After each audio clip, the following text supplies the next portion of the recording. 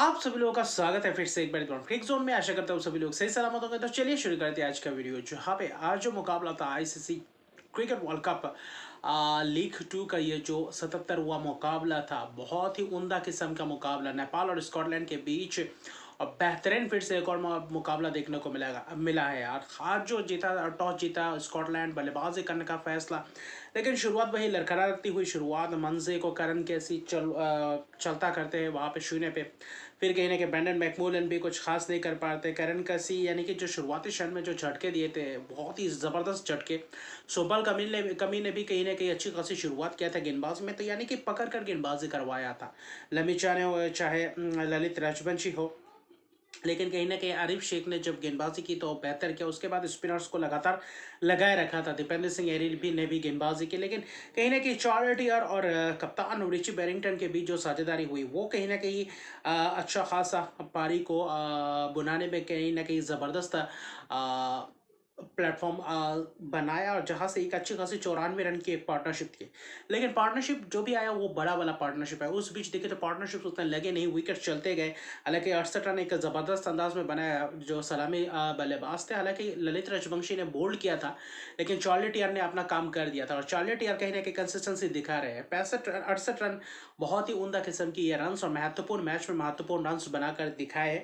लेकिन कप्तान Richie Barrington भी कहीं ना कहीं पीछे नहीं थे, और वही माइकल लिस के साथ मिलकर जो प्रदर्शन किया आखिर में, और आखिरी के 10 ओवर में जो 120 रन जरे, वहां पे कहीं ना कहीं पूरी तरीके से काया पलट कर दिया स्कॉटलैंड के स्कोर बोर्ड को। खासतौर पे 40 ओवर तक 200 रन के करीब थे, और आखिरी 10 ओवर में 120-22 रन जरे, और जहां पे कहीं ना कहीं पूरी तरीके से महंगे रहे, चाहे संदीप लमेशान हो चाहे करण कैसी हो, आखिर में पूरी तरीके से उनके खिलाफ छक्के और चौकों की बौछार किए।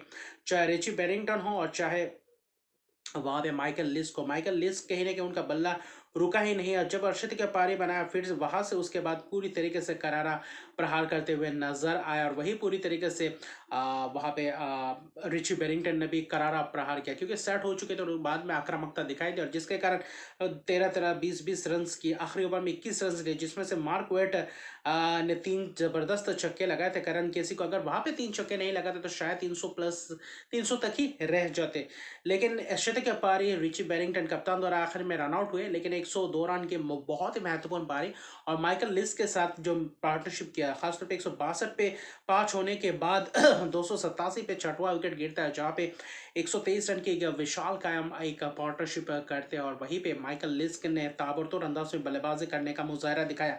सिर्फ 62 गेंदों में 96 रन की एक पारी, और जिसमें से शतक की पारी बन सकता था अगर खास तौर पे और एक आध गेंद मिलता तो।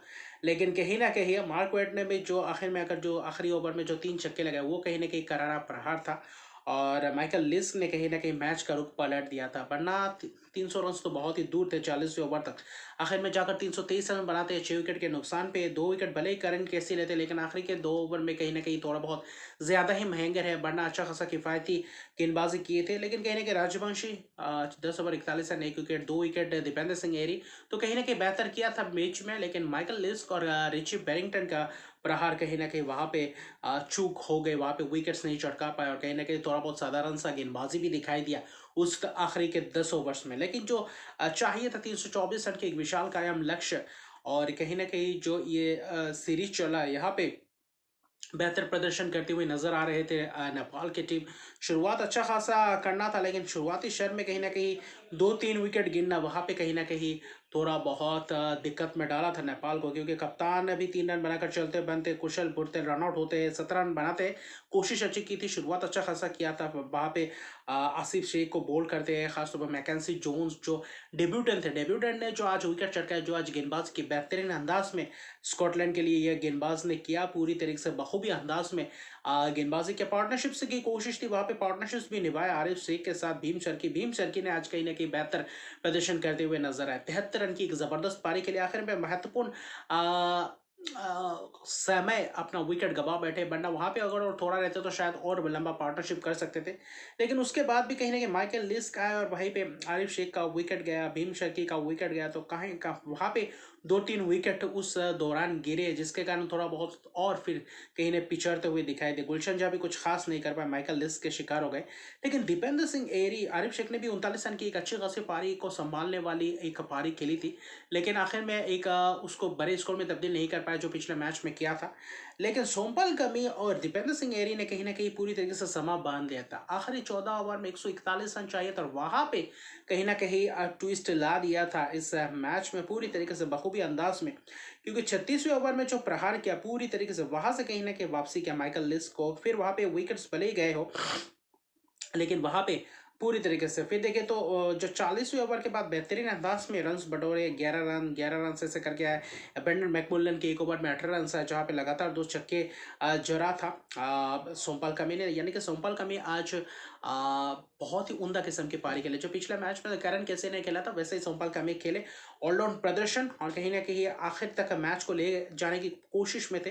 लेकिन बहुत ही महत्वपूर्ण समय में कहीं ना कहीं अर्शदीप की पारी खेले दीपेंद्र सिंह एरी, और वहाँ पे चार्ली कैसल ने चलता है और वहाँ पे मिड विकेट के हाथों कैच दे बैठे। और बहुत ही महत्वपूर्ण समय में उस वक्त करीबन करीबन 21 गेंदों के करीब चाहिए था। वहाँ पे अगर देखें तो 35-36 रन चाहिए थे, लेकिन वहाँ पे सोमपाल कमी थे। लेकिन अगले ही ओवर में सोमपाल कमी का भी विकेट जाता है। वहाँ पे मैकेंजी जोन्स बेहतरीन कहते हैं, छक्के भी खाते, वहाँ पे करण कैसे चौके लगाते, लेकिन आखिरी 3 गेंद में शानदार वापसी करते और टॉप एज में कहीं ना कहीं विकेट चटका जाते हैं। वहाँ पे 67 रन की एक बेहतर उम्दा किस्म की पारी 44 गेंदों में ये बेहतरीन पारी खेला, जो खासतौर पे माइकल लिस्क ने किया था। वो कहीं ना कहीं दीपेंद्र सिंह एरी और खासतौर पे सोमपाल कमी ने वो पारी बेहतर अंदाज में बनाया था। लेकिन आखिरी के वो जो ओवर्स थे, 2 ओवर्स में करीबन करीबन 16 रन चाहिए था। करण केसी थे, करण केसी कोशिश करने वाले थे, ब्रेंडन मैकमुल्लन दिए, वहाँ पे पहला 4 गेंद बेहतरीन अंदाज में एक चौका भले ही गए हो, लेकिन कहीं ना कहीं उस ओवर्स में देखे तो अच्छे खासे रन आ गए थे, 9 रन आ गए थे। और वही आखिरी ओवर में 7 रन करण केसी भी थे। ऐसा लग रहा था पहला गेंद में 2 रन, वहीं पे 5 रन चाहिए थे। 5 गेंदों में सफियन शरीफ गेंदबाजी करते हैं, वहाँ पे डॉट गेंदबाजी करते हैं। फिर कहीं ना कहीं वही मारने की कोशिश टॉप पेच और कहीं ना कहीं फानले के हाथों कैच दे बैठे। और मैकेंजी खासतौर पे जोन्स ने जो कैच पकड़ा बेहतरीन अंदाज में, करण कैसी 10 गेंद में 17 रन बनाकर चलते बनते। आज मैकेंजी जोन्स डेब्यूटेंट थे, 3 विकेट चटकाए, 9 ओवर में 55 रन देकर वहाँ पे कैचेस भी पकड़े जोन्स ने, करीबन करीबन 3 कैचेस। और खासतौर पे मैं कहूँगा वो जो कैच था वही दूसरी तरफ देखें तो करण केसी का वो महत्वपूर्ण वो कैच था, वो कहीं ना कहीं मैच जिताने वाला कैच था। अगर वहां पे रह जाते और 2 गेंद तो शायद करण केसी खत्म कर सकते। बाद में ललित राजवंशी है वहां पे लंबी चाहे थे, वहां पे सिंगल से दिए और बाई के सिंगल आखिरी गेंद में 3 रन के करीब चाहिए थे और आखिरी गेंद में बोल्ड कर दिया ललित राजवंशी, जिसके कारण 2 रन से जीता, सिर्फ 2 रन। 323 बनाने के बावजूद 321 रन बना चुके थे और आज कहीं ना कहीं नेपाल अपना इतिहास रच सकते थे सबसे ज़्यादा हाई स्कोरिंग अचीव करके, वहाँ पे चेस करके। तो आखिर में वो हुआ नहीं और 2 रन से जीता। क्या ज़बरदस्त थ्रिलर देखा, वैसा ही मैच ही देखा जो पहला मैच में दिखाया गया था। वहाँ पे आखिरी गेंद में आखिरी रन, आखिरी विकेट बाकी था, तो वैसा ही कुछ था। अगर करण कैसे रहते, सोमपल कमी अगर वो शॉट नहीं मारते, मैकेंजी जोन्स के आखिरी गेंद में शायद सिंगल भी लेते तो भी बेहतर रहता, क्योंकि अब ब्रेंडन मैकमूलन शफियन शरीफ के ऊपर थोड़ा बहुत प्रहार कर सकते थे। लेकिन वहाँ पे कहीं ना कहीं चूक हुई। अगर वैसा ही ऐसे मैचेस से आपको सीख मिलती है, कहीं ना कहीं आगे आने वाले मैचेस में आपको समाप्त करके जाना पड़ेगा। लेकिन नेपाल ने पूरी तरीके से लड़ाई की जबरदस्त अंदाज में। अगर 10 ओवर में वो आखिरी 120 रन भी नहीं आते रिची बैरिंगटन और माइकल लिस का वो अंधाधुन पारी, तो शायद इतने रन भी नहीं होते और आसानी से मैच भी जीत जाते नेपाल।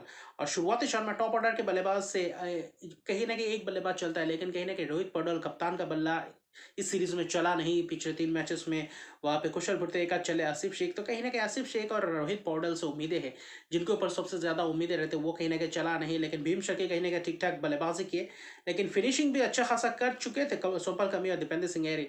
लेकिन अहम वक्त पे विकेट गंवाए और जहाँ पे पूरी तरीके से मैच गवा बैठा। अगर करण केसी का भी विकेट नहीं जाता तो कहीं ना कहीं मैच था, लेकिन आखिर में 2 रन से जीत स्कॉटलैंड। पिछले मैच में नेदरलैंड को हराया, तो इस मैच में नेपाल को हराया, लेकिन क्लोज एनकाउंटर देखने को मिले। क्या दिलचस्प नज़ारा, क्या दिलचस्प मुकाबला। ऐसे मुकाबले ओडीआई मैचेस बहुत ही कम होते हैं, लेकिन कहीं ना कहीं ये सीरीज में बेहतर बेहतर मुकाबले देखने को मिल रहे हैं और वही आने वाले समय में एक बहुत ही दिलचस्प बन जाएगा। हालांकि 2 रन से जीता। अभी इस सीरीज का आखिरी मुकाबला बाकी है नेदरलैंड के खिलाफ नेपाल का, वहां पे क्या 2 अंक अर्जित करने को देखेंगे या नहीं, हालांकि 2 विकेट सफियन शरीफ ने लिया और ख़ास तौर पे ब्रेंडन मैकमूलन थोड़ा बहुत महंगे रहा, आज उनका दिन बिल्कुल भी नहीं था। माइकल लिस के बल्लेबाजी में जो किया, गेंदबाजी में भी रन्स भले गए लेकिन 2 विकेट्स भी चटकाए। तो कुल मिलाकर स्कॉटलैंड 2 रन से जीत और खासतौर पे 2 महत्वपूर्ण अंक भी अर्जित किए। तो अभी के लिए इतना है कि मेरे चैनल को सब्सक्राइब नहीं किया तो मेरे चैनल को सब्सक्राइब कर दीजिए, लाइक शेयर कमेंट जरूर कीजिए। तब तक के लिए गुड बाय।